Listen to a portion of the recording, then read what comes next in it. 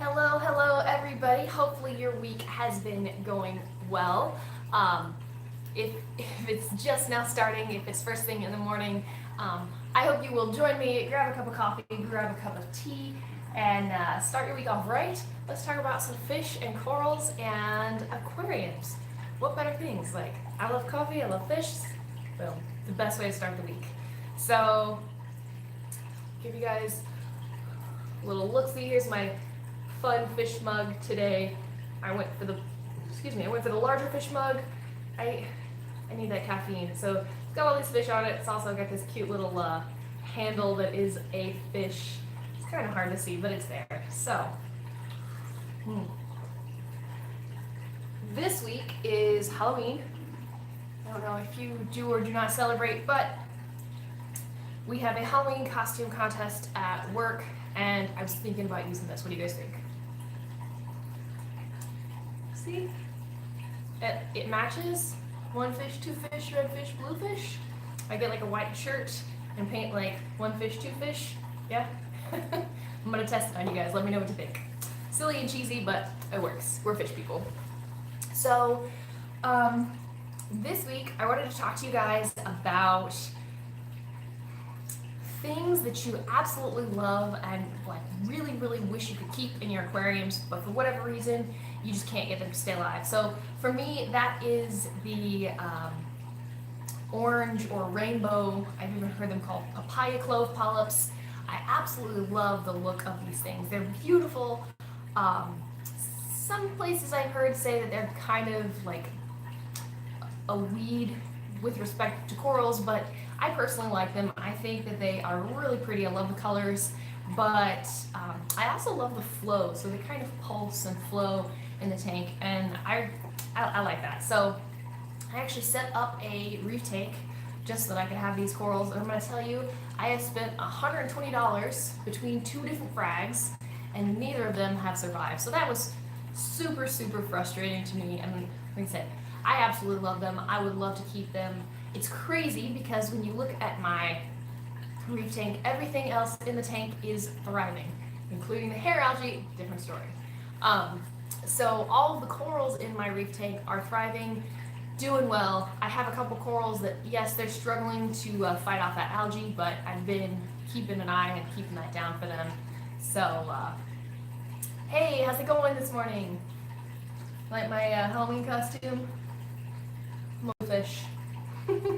So, yeah, I've been fighting hair algae in that tank, getting it under manageable levels, but yeah, I can't seem to get those clove polyps to grow for anything.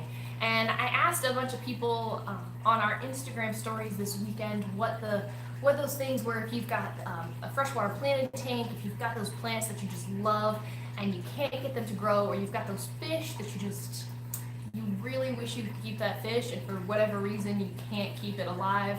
So definitely share what it is that you love that you're struggling with. Maybe as a community we can come together and help figure out why it's not being successful. So I've got a whole bunch of like garbled thoughts here. So I'm gonna start on this tank right here behind me. So this is Frank's tank. You can see him. If you've caught any of the recent lives, you might have seen I've got two tangs in here. So I've got a yellow tang and a Desjardins sailfin tang, and they have been fighting something fierce. Like, it is bad. And I've decided to go ahead and set up this 180-gallon system that I have. I was trying to sell it so I could upgrade to something slightly larger, but I'm going to go ahead and just set it up because they've been fighting so much. I hate to move them. They've been doing well, successful together for probably 5 years, and I don't want to break that. Like, I would much rather just like set this big tank up and give them the larger amount of space that they need, and hopefully they'll stop fighting. Because I noticed recently, like, as I would watch them fight, Frank was getting caught in the middle of it, and like, I don't need anything to happen to Frank. Absolutely not. So, while I'm building this new 180-gallon setup, I have done one thing during the day that is, I think, is helping a little bit. I haven't seen them fighting as much. Is I've been keeping the lights off. Now I didn't have the lights on, like they weren't on from like first thing in the morning till the evening. I think they were probably on from like 1 or 2 in the afternoon to maybe 10 at night. So they had a full light cycle for the day.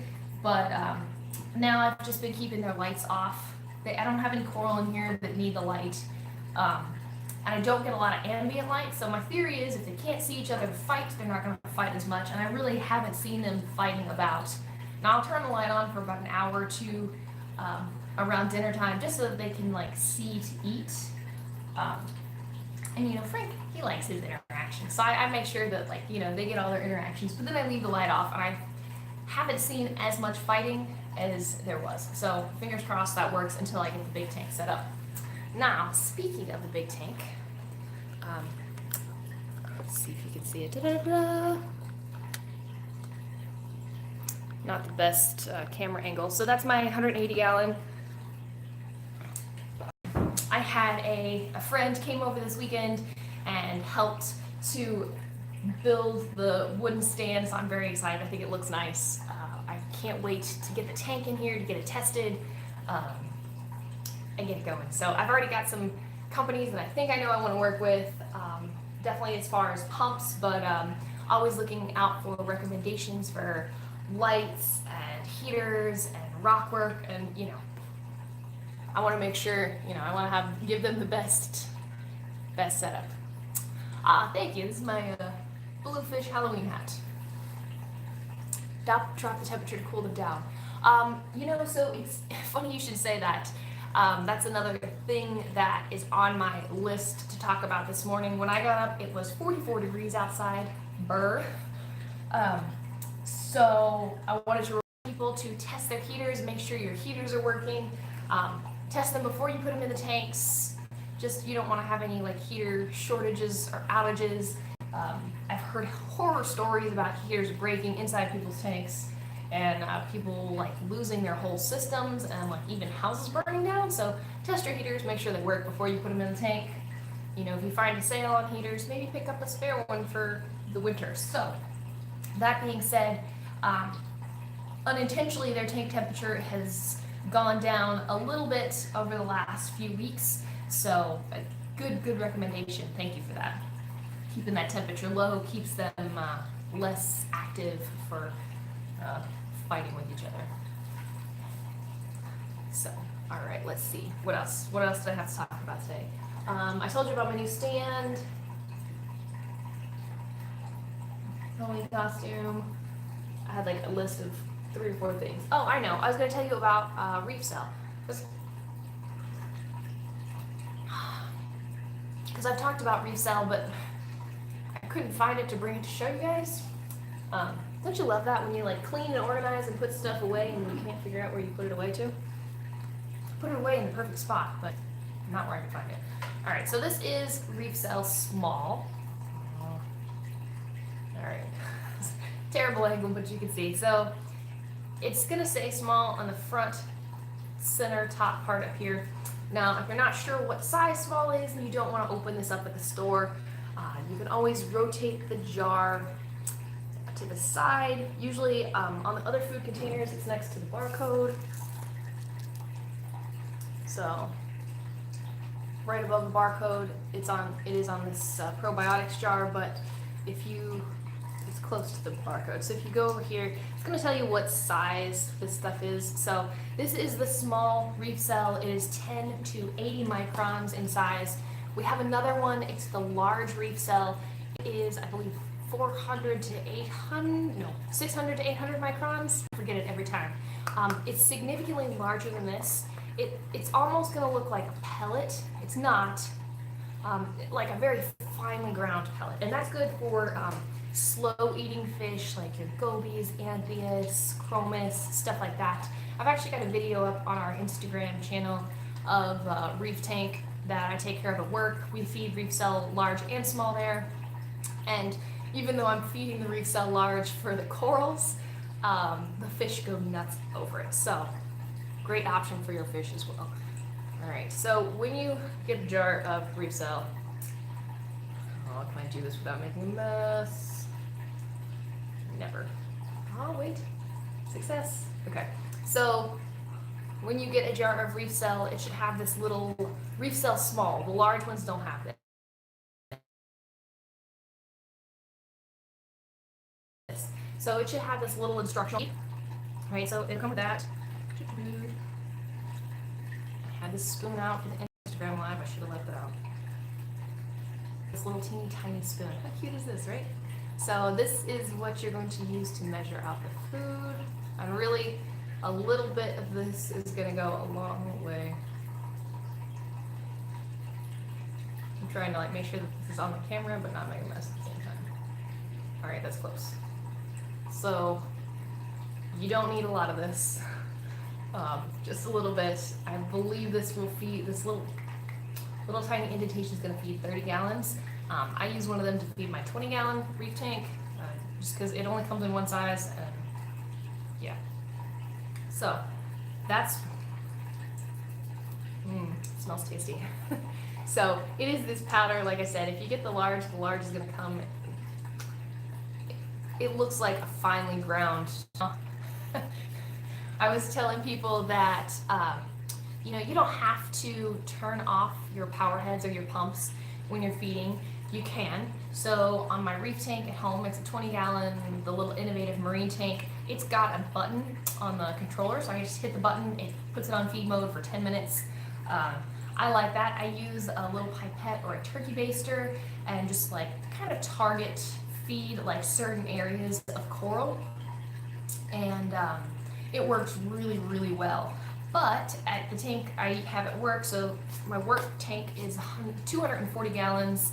I don't turn that off at all. I do the target feeding on certain corals that I want to hit, but for the most part, I just kind of stick that, like I make a mixture of it, like it says, and then I just kind of dump it into the, like in front of the power heads and let the power heads do the mixing for me, because it's a big tank. It would take me forever if I like individually tried to feed each coral in that tank. So you don't have to turn your pumps off if you don't want to. It's entirely personal preference. I will say that Resale is not going to break down in the water column. It's going to stay in the water column, with the exception, if it's not going to sit on the surface once it's mixed in. But if it does sit on the surface, it might go down your overflow. So make sure you mix it in if you're going to leave those pumps running. That's my coffee cup. Yeah, I think target feeding is a lot of fun. I like to watch, like especially the little polyps like close, and then after they and eat some more. So that's pretty fun. I've really enjoyed using Resale large at work. I've got some candy canes, kryptonite candy canes at work, and they'll get excited. All their little extensions in their mouth gets all excited, like whoop, a little bit around there. It's fun to watch corals eat. Really fun. One of these days, I'm going to get a scolie. That was like the first coral I ever fell in love with, but I don't have one of those because of the price point. Beautiful corals, but very expensive.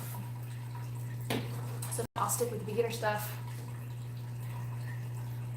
and go from there. All right. My hands smell like fish food. It's early in the morning. Alrighty. So one last thing that I had to talk about before I let you guys go. So I mentioned that my reef tank's got an algae problem. So for the most part, the corals are doing fine. There's like one or two corals that have little bits of hair algae on them. And I want to share this with you. I thought up a great idea. So I had an old Tupperware container. I cleaned it out and drilled some holes in it, and then cleaned it out again and used a magnet to attach it to the side of the tank. I kind of put it almost directly in front of the return flow. So it's got a lot of flow. It's got a lot of flow, and I put the coral that had the little bits of algae all over it that was struggling. I put it in there with two little blue-legged hermit crabs, and overnight they were able to clean off that coral. So I didn't have to do any dips, I didn't have to scrub it, I didn't have to pick it off. I let my cleanup crew do what they were supposed to. Now, a lot of people think when they buy cleanup crews, you know, one or two is going to do the job. I think the algae is going to grow faster than your cleanup crew can handle it. And while I have a few in there, they're definitely doing some work. I wanted to target that specific coral because, like I said, it was struggling. I don't want to lose it, but I knew it was fighting the algae, so putting it in that little container with those crabs, they were able to take care of that algae and clean it up pretty good. And that's something else. I had I'm not going to take it out right now. I had a flipper cleaner that was covered in the hair algae on the inside, so I actually took that out and stuck it in this tank, and overnight the hermit crabs and the snails and everything and the tangs actually completely cleaned it off, so it's nice and clean, and it'll get washed and then washed, sanitized, and then put back in the other tank. So let the critters do what they're supposed to do. All right.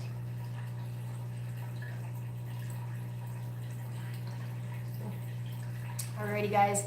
I think that about wraps up everything that I have for this week. Frank is telling me that it's time for his breakfast. Understandable. I've been waving around that jar of probiotics, which he knows is his food. So I hope y'all have a good week. If you dress up for Halloween, have a fun Halloween costume, comment on this video. Let me know what your aquatic themed Halloween costume is. I'm always excited to see some cool costumes. I know there's one out there floating around, a horseshoe crab. Like somebody made their daughter like this giant horseshoe crab costume. So some pretty cool costumes out there. Hopefully you have a great week. I will see you all next week.